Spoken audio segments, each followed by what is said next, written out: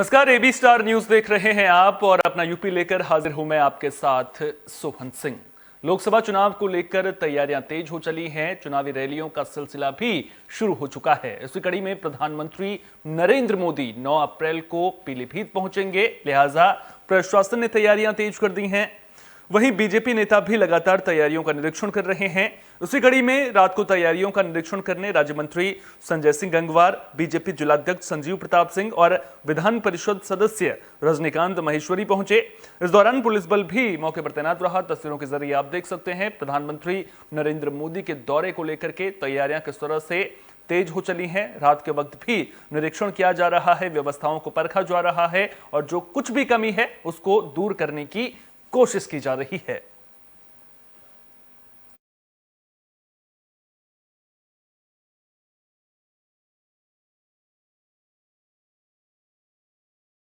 Bulletin में बात Muzaffarnagar Lok Sabha seat की भी कर लेते हैं, जहां से बीएसपी उम्मीदवार दारा सिंह प्रजापति ने बड़ा बयान दिया है। उन्होंने यूपी सरकार में मंत्री धर्मवीर प्रजापति को आड़े हाथों लिया। दारा सिंह प्रजापति ने कहा कि भले ही धर्मवीर प्रजापति यूपी सरकार में मंत्री हैं, लेकिन वे मंत्री होते हुए भी 1 घंटे में 50 लोग नहीं जुटा सकते हैं, जबकि मैं 1 घंटे में 500 से 5000 लोग इकट्ठा कर सकता हूं। दारा सिंह प्रजापति ने कहा कि प्रजापति समाज इस बार बहुजन समाज पार्टी के साथ है।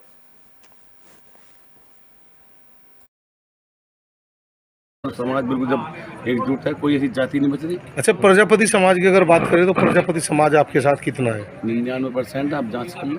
अभी प्रजापति समाज से एक मंत्री आए थे और मंत्री जी कह रहे थे कि प्रजापति समाज भाजपा के साथ है, तो क्या कहेंगे?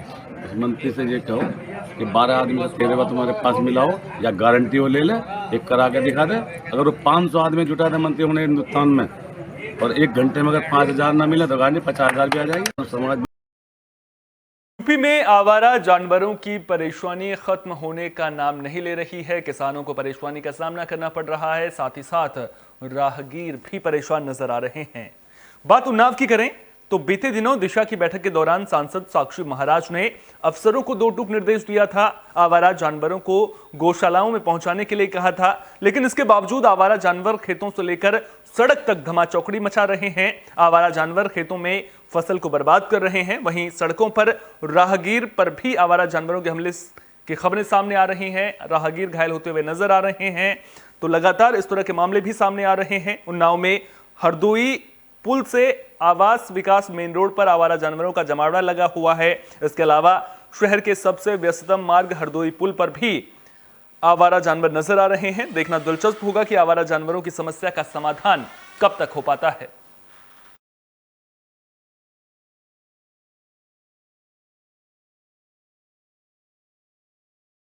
बुलेटिन में बात संभल की भी कर लेते हैं, जहां नाबालिग से दुष्कर्म के आरोपी को कोर्ट ने दोषी करार दिया है। साथ ही साथ उसे सजा भी सुना दी गई है। 10 साल की सजा के साथ 30,000 रुपए जुर्माने की सजा सुनाई गई है। बता दें कि मामला साल 2022 में जुनावई थाने में दर्ज हुआ था, जिसके बाद अब जिला सत्र एवं पॉक्सो एक्ट कोर्ट ने मामले में फैसला सुना दिया है। देखिए, ये जो है थाना जुनावई का मामला है। इसमें जो वादी है उसकी 15 वर्षीय नाबालिग पुत्री थी। उसको अभियुक्त के द्वारा उसको ज़बरदस्ती मोटरसाइकिल पे उसको लेके गया और उसके साथ में जो है नृशंस रूप से जो है बलात्कार कई दिनों तक उसने किया। और बाद में मामला ये जो है ट्रायल के लिए एडीजे प्रथम स्पेशल पॉक्सो एक्ट के यहाँ पे इसका ट्रायल हुआ। उत्तर प्रदेश सरकार की तरफ से मेरे द्वारा इसमें पैरवी की गई और आज माननीय न्यायालय ने इसमें अभियुक्त को दोषी मानते हुए 10 वर्ष का कठोर कारावास और 30,000 रुपये के जुर्माने से इसमें से हैरान करने वाली खबर सामने आ रही है। एक छात्र स्कूल से लापता हो गया। जब परिजन स्कूल में पहुंचे तो आरोप है कि उन्हें गुमराह करने की कोशिश की गई। मामला आदर्श मंडी थाना इलाके के जवाहर नवोदय विद्यालय का है। मामले की जानकारी मिलने पर छात्र के परिजन स्कूल पहुंचे थे। परिजनों ने स्कूल प्रशासन पर गुमराह करने का आरोप लगाया है। मामले की शिकायत आदर्श मंडी थाना पुलिस से की है। पुलिस ने छात्र की गुमशुदगी की रिपोर्ट दर्ज कर मामले की जांच शुरू कर दी है। जानकारी के मुताबिक सिलावर गांव का रहने वाला 15 साल का धीमान जवाहर नवोदय विद्यालय में पढ़ता है। छात्र के पिता से मिली जानकारी के मुताबिक उन्हें दूसरे छात्र से मामले की जानकारी मिली थी, जिसके बाद वे लोगों के साथ स्कूल पहुंचे और छात्र के बारे में जानकारी लेने की कोशिश की। आरोप है कि स्कूल प्रशासन ने छात्र के बारे में कोई संतोषजनक जानकारी नहीं दी और परिजनों को गुमराह किया। स्कूल प्रशासन से जब सीसीटीवी कैमरे दिखाने के लिए कहा गया तो सीसीटीवी कैमरे खराब बताकर फुटेज दिखाने से भी स्कूल प्रशासन ने इनकार कर दिया, जिसके बाद परिजनों ने स्कूल में काफी देर तक हंगामा भी किया। साथ ही साथ पुलिस से भी मामले की शिकायत कर दी है। हमारा बच्चा मिसिंग है नवोदय स्कूल से और स्कूल प्रशासन हमें गुमराह कर रहा है, ना कैमरे दिखा रहा, कैमरे खराब हो रहे कि रात 12 बजे था बच्चा घर पे स्कूल में, लेकिन झूठ बोल रहा। सुबह हमारे कब से लापता है? हमें तो सुबह पता चला, सुबह जानकारी हुई, एक बच्चे का फोन आया कि आर्यन घर पे आया है क्या, लेकिन वो घर पे नहीं आया। अच्छा, कहाँ के रहने वाले हो साहब? सिलावर के। वहीं पे रहता था? वहीं पे रहता था वो, ना कोई फोन है ना कोई वो कुछ। घर से कब गए थे वो? घर से होली की छुट्टी के बाद गया है वो। जब से अच्छा, जब से। क्या नाम था, कौन सी कक्षा का छात्र था? आर्यन धीमान 9th क्लास में आया है। हमारा बालक नवोदय स्कूल में पढ़ा है कि वहीं से गायब है। कब हुआ? रात का और आज ही हमें सुबह सूचना मिली, घर पर मास्टर आए, उन्होंने पता करा कि आपका बालक आया गया, मगर यहाँ पे तो नहीं आया। फिर वहाँ पे हम गए, हमें सहयोग नहीं करके हमारा ना कैमरा दिखाई ना वो कर। जैसे आपने कैमरा देखने के लिए बोला, वो क्या कह रहे? वो कैमरा खराब बता रही थी। अच्छा। हाँ, और ये कह रहे कि 12 बजे यही था रात के, और 12 बजे से सुबह तक नहीं मिल रहा। अच्छा जी, मान रहे आप? हम तो स्कूल के प्रशासन की वो कमी लापरवाही। नवोदय विद्यालय से एक आज सुबह में जो है एक इन्फॉर्मेशन मिली थी कि एक 9 साल का एक बच्चा है जो वहाँ से लापता है।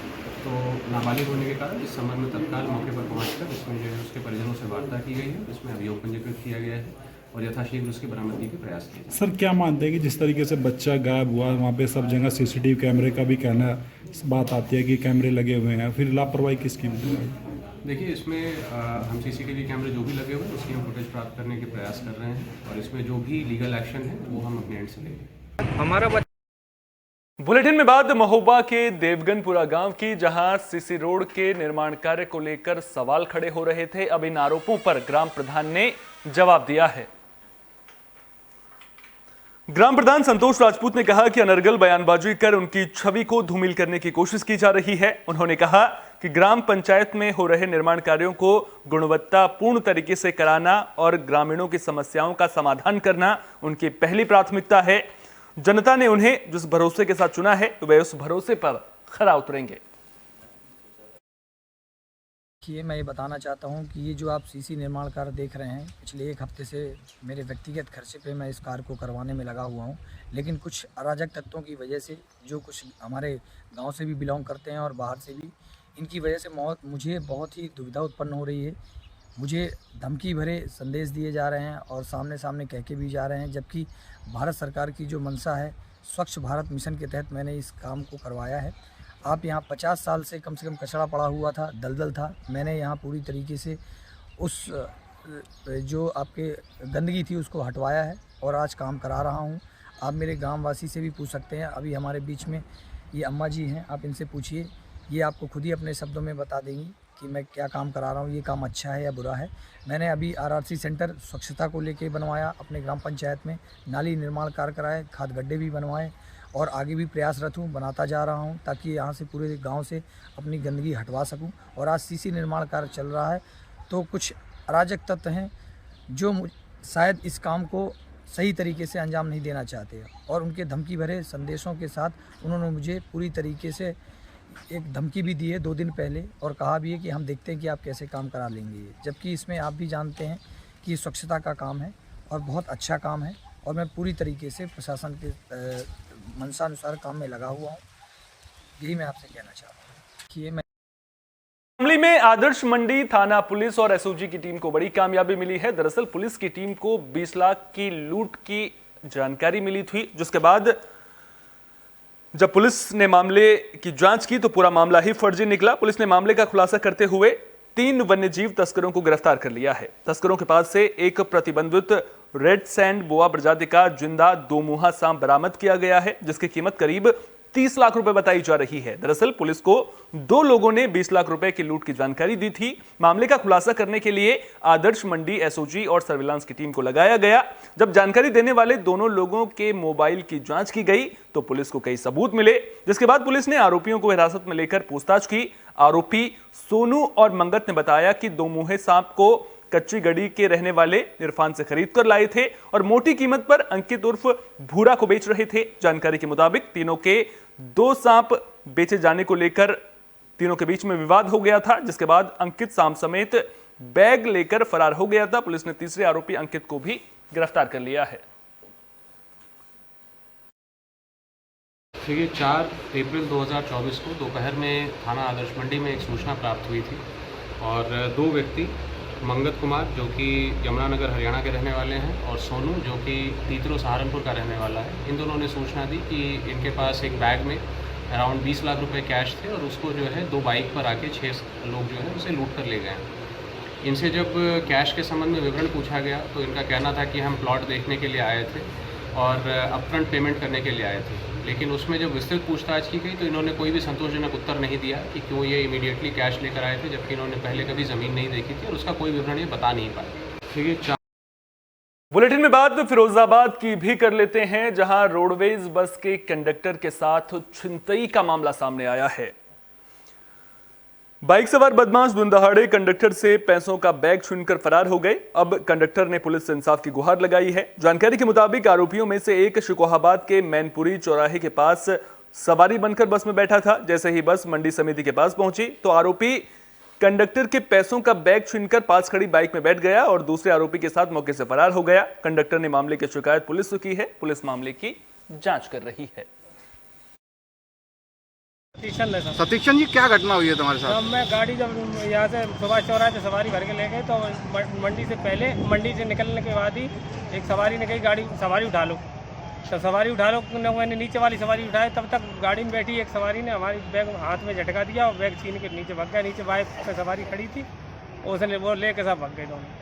तो पैसे भी था साहब, टिकट भी था, ATM कितने पैसे होंगे?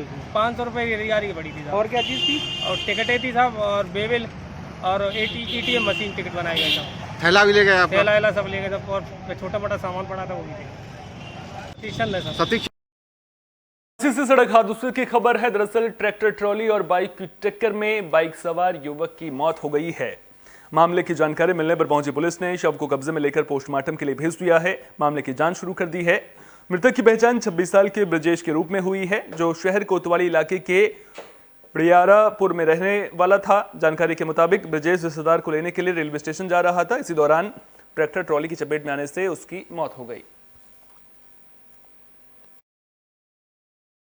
ट्रैक्टर से सामने बाइक ले चले जा रहे, ट्रैक्टर वाले ने सामने दे दिया। हाँ, तो स्पॉट भी खत्म हो गया। कैसे पता चला?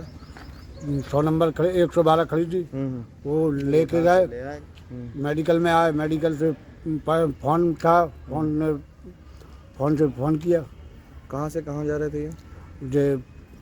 रेलवे स्टेशन जा रहे थे। किस लिए? रिश्तेदार को लेने। कब की घटना है? 10:20। ट्रैक्टर फर्रुखाबाद से भी सड़क हादसे की खबर सामने आ रही है। तेज रफ्तार बाइक पेड़ से टकरा गई थी। हादसे में बाइक सवार युवक की मौत हो गई है। हादसा नवाबगंज थाना इलाके में नवाबगंज रोड पर बघोना भट्टे के पास हुआ। हादसे के बाद युवक रात भर पेड़ के पास पड़ा रहा। सुबह राहगीरों ने मामले की जानकारी पुलिस को दी। पुलिस ने मौके पर पहुंचकर शव को कब्जे में लेकर पोस्टमार्टम के लिए भेज दिया है। युवक एटा के सकीर थाना इलाके का रहने वाला था।